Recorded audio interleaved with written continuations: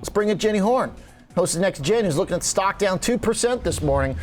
Price cuts back again. And of course, folks can debate this, whether or not Mr. Musk is happy to do this or forced to do it. But either way, Tesla's down 2% right now. Yeah, we did see all of the Magnificent Seven slip lower after the jobs data. We're just now seeing some weakness. So we are seeing some of these big tech names lower, but there is Tesla-specific news. Of course, seems like that's pretty much the daily story here. Tesla is cutting the prices of its Model 3 and Model Y vehicles in the U.S. They did lower their price of their Model 3 rear-wheel drive to around $39,000 from $40,000. They also did reduce their prices on their Model 3 long-range and performance versions as well. The price for the Model Y long-range vehicle was also reduced to around $49,500. That's from around $50,500. The price of the Model Y performance car was also slashed. This is all according to the company's website. This does come after those lackluster delivery figures we got earlier this week. They did deliver around 435,000 cars in the third quarter. This missed consensus calling for around 455,000. The miss, they said, was driven in part due to some of the plant shutdowns to upgrade their overall factory.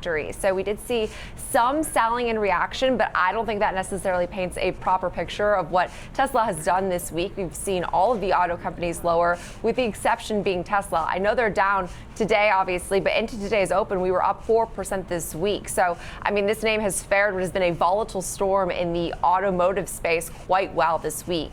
We do also know that Elon Musk has been pretty transparent that he is chasing volume over margins as far as growth goes this year. So analysts did react. It's seen that this could help boost their sales, but then there is the thought, naturally, what does this mean for their margins? It's been the story all year long, Oliver. So Goldman Sachs did warn last month that further price cuts to some of their vehicles, specifically their higher end vehicles, their X and their S models, could drive down the average selling prices. Tesla has released a Model 3 vehicle with a higher price point in both Europe and China, but then not in North America. So it does remain the question, then what does this look like now going forward? I think this is a great win for consumers, the fact that we're only seeing prices go up in every other aspect of our lives, except for Tesla's, more affordable than ever before, especially with that $7,500 tax credit. But I feel like it's forgotten that Tesla is still one of the best performers this year. It's up 110%, at least through, obviously, prior to today's open. So still up 100% this year.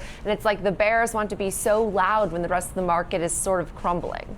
Yeah, Tesla holding on to the uptrend off the lows still, even with today's decline. 250 still holding.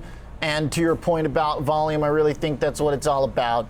The quicker you get somebody into a Tesla, the longer you lock them in or lock them out of a Ford or General Motors or any other vehicle. And I feel like Mr. Musk smells blood in the water with all of the strife and now recalls of airbags by GM, the labor pushback. I mean, seems like a clear opportunity to really pounce and cement your leadership.